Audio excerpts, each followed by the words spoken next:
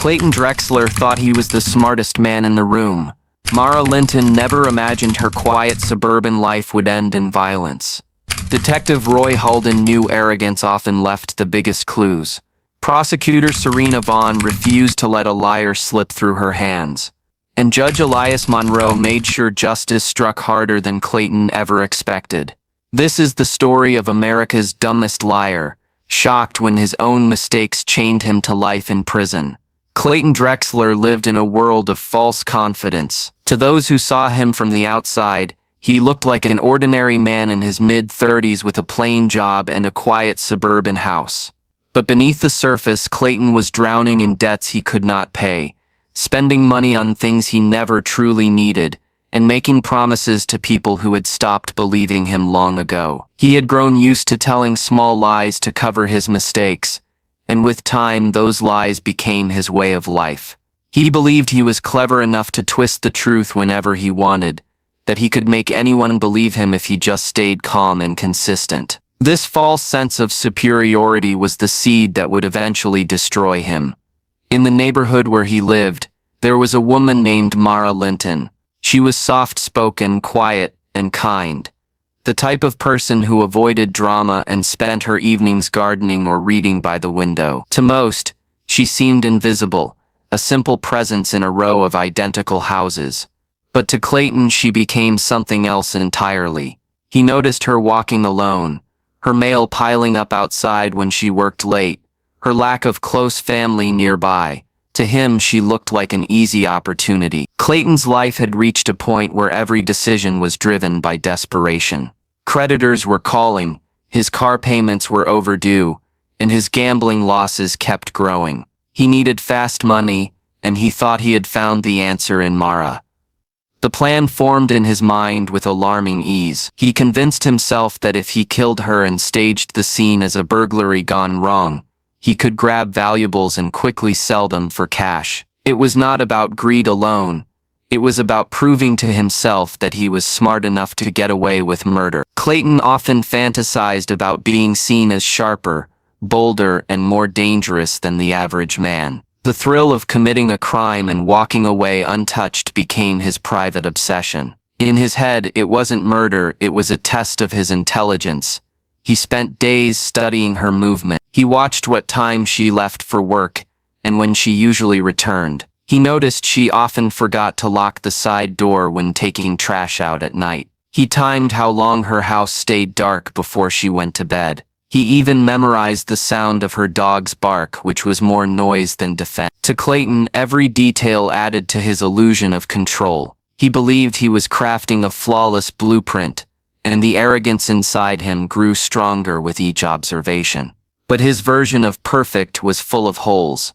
While he thought of himself as cautious, he was in fact careless. He scribbled notes about Mara's schedule on loose scraps of paper that he left lying around his house. He searched for pawn shops online without deleting his browsing history. He told a drinking buddy weeks earlier that he was going to find a way to strike gold soon, which the man would later recall when asked by police. Clayton was blind to these mistakes because he was blinded by his own ego. He thought the world around him was too dull to notice. On the night he chose to act, Clayton convinced himself it would all unfold like a movie scene. He imagined slipping inside, silencing Mara quickly, and escaping into the darkness without leaving a trace. He imagined detectives staring at the crime scene in confusion, baffled by his brilliance. He even pictured himself sipping coffee the next morning, reading news reports about a shocking unsolved murder, smiling at how easily he had outsmarted everyone.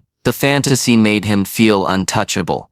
What Clayton could not see was the reality waiting for him. He was not the criminal mastermind he thought he was. He was a desperate man whose every move was clumsy, whose lies were thin, and whose arrogance blinded him from the simplest truth. As he stood outside Mara's house that summer night, staring at the quiet windows, he believed he was about to begin the smartest chapter of his life. Instead, he was walking into the dumbest and most destructive decision he would ever make. Clayton Drexler waited until the neighborhood was wrapped in silence before making his move. The summer air was heavy and still, the the kind of night when most people kept their windows open to let in the faint breeze. He wore dark clothes and gloves, his heart pounding but his mind telling him he was in control. To him, this was not just a crime.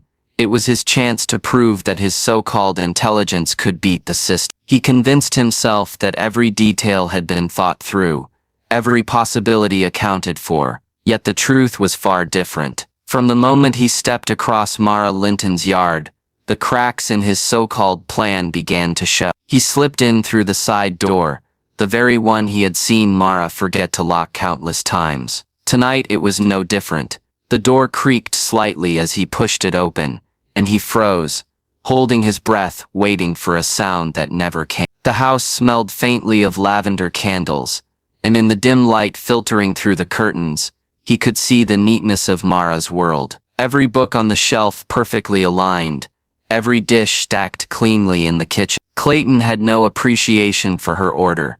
To him, it was just an obstacle. He moved quickly, rummaging through drawers, pulling them open in a frenzy that left scattered silverware and broken handles in his way. He believed the key to staging the robbery was chaos, but his version of chaos was sloppy. He tipped chairs unnecessarily, knocked a vase to the ground, and left shards across the carpet. He rifled through the living room, his shoelaces dragging along the dusty floor and stamping out prints he would never think to clean. His hands shook as he pulled open cupboards, leaving smudges even with gloves on. And as he worked, his heart pounded louder, drowning out the subtle sound of footsteps upstairs.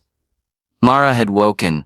She came down the stairs, half awake, confused by the noise. Clayton had not prepared for her to confront him. In his fantasy, she was already asleep and silent, a faceless victim who would never have the chance to fight back, but reality was harsher. When she entered the room, the shock in her eyes froze him for a second, and that hesitation triggered his panic. He grabbed the nearest heavy object, a decorative lamp from the side table, and struck her in desperation. She fell to the floor, groaning faintly, and in another moment of fear he struck again until there was silence. The brutality of it left the room heavier than before. Clayton's breath came in ragged bursts, and the fantasy of being a mastermind vanished, replaced with the messy truth of what he had done. He stood over her body, sweat dripping down his forehead, his mind scrambling for control. He needed to make it look like a burglary gone wrong. He reminded himself of that as if repeating it would make sense of the scene. He pulled open more drawers,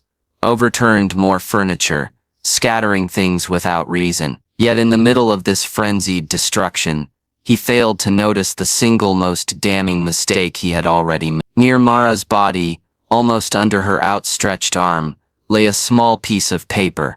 It had slipped from his pocket when he bent to strike her. A gas station receipt from earlier that night, time-stamped less than half an hour before he entered the house. The thin slip of paper carried his name, the location of the station, and the exact time. It was as if he had signed the crime scene with his own hand. When he finally fled through the back door, dragging his shoelaces across the porch steps, he believed he was leaving no trace behind. He clutched a few small valuables he had stuffed into his backpack, convinced they would bring him quick money. As he slipped through the shadows, he congratulated himself for pulling off what he thought was the perfect cover-up. But the truth was that the house, the street, and the night itself were already recording his every mistake. A neighbor's security camera, perched high on a garage across the street, caught his car headlights turning down the road at the exact time of the murder. His sloppy movements inside left a trail of physical evidence, prints, fibers, and even the clumsy arrangement of objects that screamed desperation rather than theft. Most damning of all, the receipt lay in plain sight on the living room floor, an unshakable piece of proof that Clayton Drexler had been there. As dawn approached, Clayton tried to calm himself, telling his reflection in the mirror that he had been brilliant, that no one would suspect him, that the act of violence would disappear into the chaos of an unsolved burglary. But the truth was already set in motion. The dumbest mistakes had already been made, and his downfall was inevitable.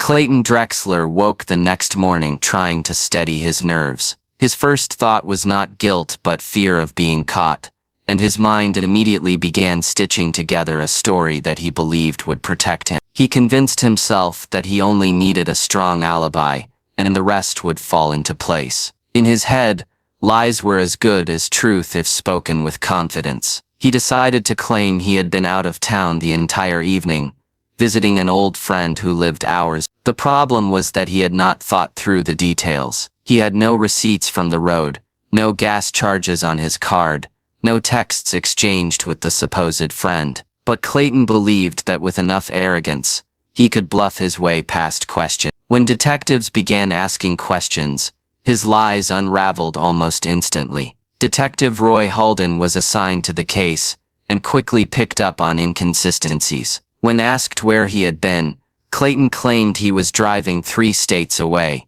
Halden's sharp eyes noticed how vague he was. He couldn't remember which gas stations he had stopped at. He couldn't recall what time he left or what route he had taken. When pressed, he added small details, but they contradicted each other. He said he ate at a diner along the highway, yet later claimed he had grabbed fast food instead. To him, these seemed like harmless shifts in memory. To Halden, they were red flags. Clayton made his most ridiculous mistake by naming a friend he said he had visited. Investigators contacted the man, and he flatly denied seeing Clayton that night or even hearing from him in weeks. When detectives brought this up, Clayton panicked and tried to adjust the story again, saying maybe he had confused the dates, that maybe it was the weekend before. But the more he talked, the deeper the hole became. His lies were thin, and the cracks widened with every question. At the same time, physical evidence was piling up.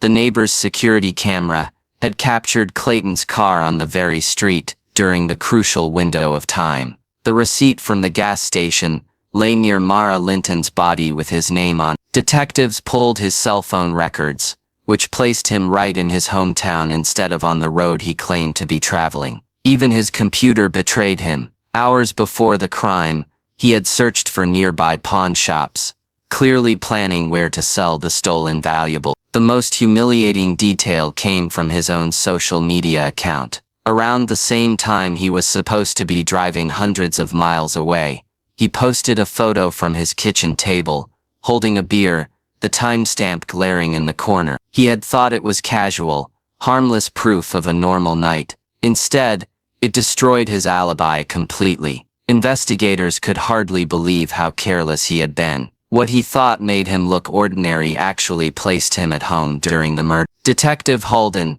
presented each inconsistency calmly, letting Clayton's panic fill the silence. Each time he tried to adjust the story, he only created more contradictions. He went from saying he was traveling, to saying he stayed home, to suggesting someone hacked his account to post the photo. The absurdity of the excuses showed how far his mind was spinning. In the end, the more he tried to talk his way out, the more he tied himself to the crime. Meanwhile, the community was stunned. Mara Linton had been known as a gentle neighbor, harmless and friendly. The brutality of her murder shocked everyone, and when whispers began spreading that Clayton was the prime suspect, it left people shaking their heads. He had always been seen as slightly arrogant, but no one imagined he would be capable of something like that. The story of his foolish lies spread almost as quickly as the news of the murder. Clayton, however, clung to his belief that he was smarter than the detectives, smarter than the system. He told himself they had no real proof, that his lies were enough to create reasonable, but the evidence was far too strong. His dumb alibi, his careless trail, and his arrogance had all combined into a perfect map of guilt. What he thought of as cleverness was nothing more than a spotlight exposing every mistake he made. His downfall was not only inevitable, it was now accelerating toward him faster than he could imagine. The courtroom was filled with attention that could be felt in every corner when Clayton Drexler's trial began. Reporters sat in the back rows, scribbling notes and whispering to one another. Neighbors of Mara Linton came to watch, their faces set in grim lines, as they waited to see justice served. Clayton walked into the room, wearing a suit that hung awkwardly on him, his once smug posture replaced with nervous stiffness. Yet even then, he carried himself with a flicker of arrogance, as if he still believed he could talk his way out of the mess he had created. His eyes darted around the room, landing on the jury, the prosecutor, the judge. He studied them as though they were opponents he could outsmart. The prosecutor, Serena Vaughn, wasted no time dismantling him. She had built her case carefully, brick by brick, each piece of evidence more damaging than the last. She began with the physical evidence, the shoe prints that matched his sneakers, the fibers from his clothing found at the scene, and most damning of all, the receipt lying near Mara's body. Each item was presented clearly to the jury, leaving no room for confusion. Clayton shifted uncomfortably in his seat, his lawyer whispering in his ear, but the prosecutor pressed on with relentless precision.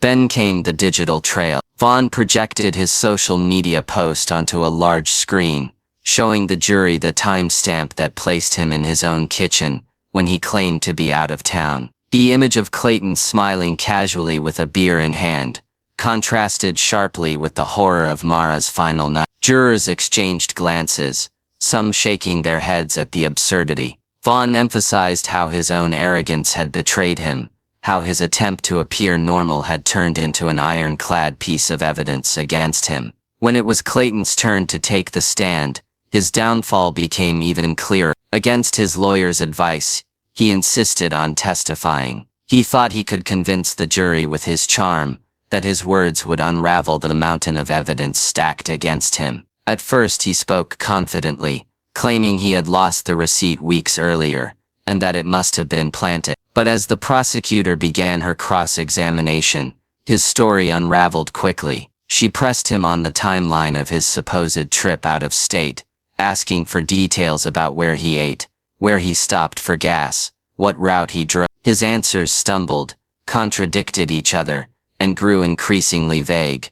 The courtroom watched as Clayton grew flustered, his voice rising in desperation. He even suggested at one point that someone had hacked his social media to frame him, a claim so absurd that a few jurors exchanged incredulous looks. Vaughn seized the moment, highlighting how his explanation shifted each time new evidence was presented. She painted him as a man who believed he was clever enough to deceive everyone, but who had instead exposed himself with each lie. His lawyer tried to repair the damage during redirect, but the effort was pointless. The jury had already seen through him. They had watched his arrogance collapse under pressure, leaving only panic and contradictions in its place. The judge, Elias Monroe, maintained his stern composure, but even he seemed unimpressed by Clayton's wild claims. As closing arguments began, Vaughn delivered a powerful summary. She described how Mara Linton had lived a quiet, harmless life,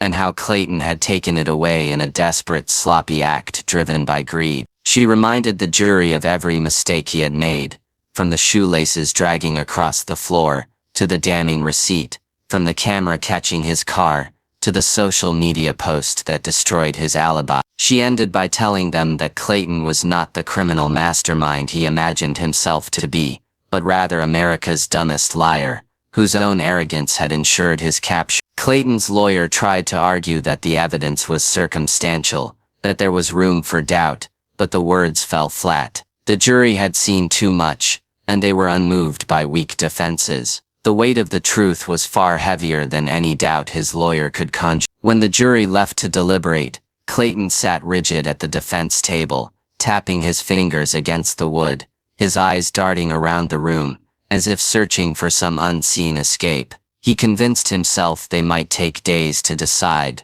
that maybe at least one juror would believe his story. But when they returned less than 3 hours later, the verdict was swift and unanimous.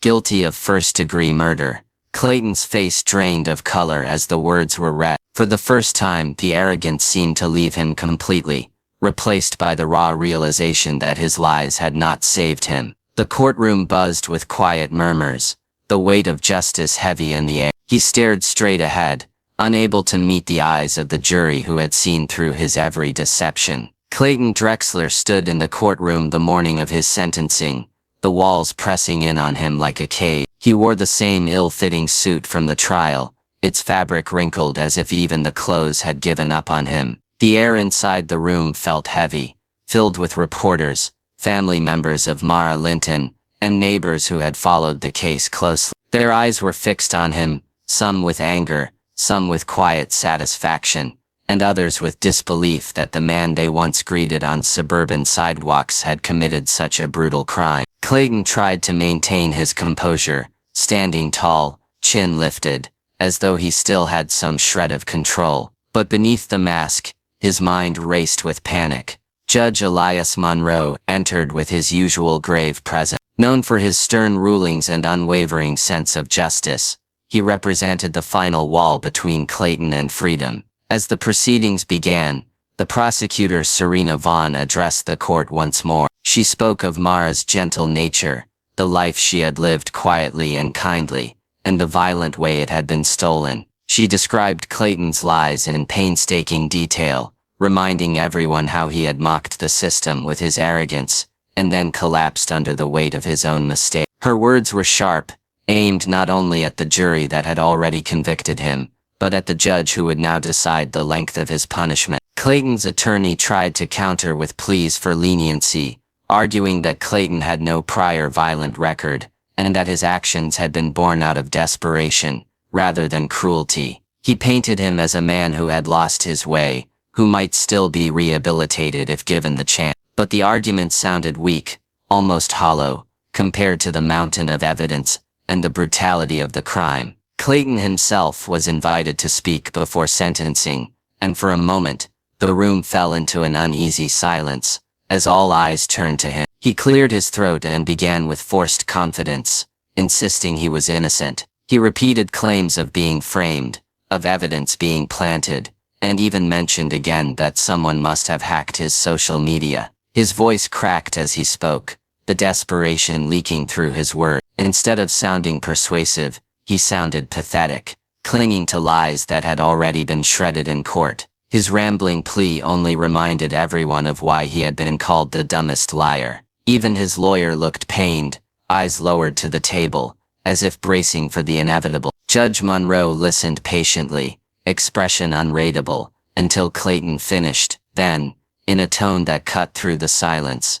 the judge delivered his ruling. He spoke of the brutality of the crime, the arrogance of the cover-up, and the insult of the endless lies that wasted the court's time. He told Clayton that society had no place for someone who not only killed, but mocked justice in the process. The sentence was life in prison without the possibility of parole. The words echoed across the room like a hammer strike. For a moment, Clayton did not move. His eyes widened, his mouth opened slightly, but no sound came out. It was as if his mind could not process what had just been said. He had convinced himself that he would walk out with a lighter sentence, maybe 20 years, maybe less if he was lucky. The reality that he would spend the rest of his life behind bars hit him like a tidal wave. His knees seemed to weaken, as guards stepped forward to secure him in handcuffs. The gallery erupted into hushed whispers and sighs of relief. Some of Mara's relatives wept quietly, others simply closed their eyes as if a heavy burden had finally lifted. Reporters scribbled furiously, already preparing headlines about the arrogant killer who had been shocked by his life sentence. Clayton, however, stood frozen in disbelief, his face pale, his body stiff, his mind still clinging to the impossible idea that somehow this could not be real. As he was led away, he glanced around the courtroom one last time, his eyes darting between the jury, the judge and the spectator. There was no sympathy in any of the faces staring back at him. The fantasy he had once lived in, the fantasy of being smarter, sharper, untouchable, was shattered forever. The chains on his wrists and the path leading him toward a lifetime in a concrete cell were the only truths left. Clayton Drexler, the man who thought lies could save him, was finally forced to face the one reality he could never escape. Justice had caught him, and it would never let go.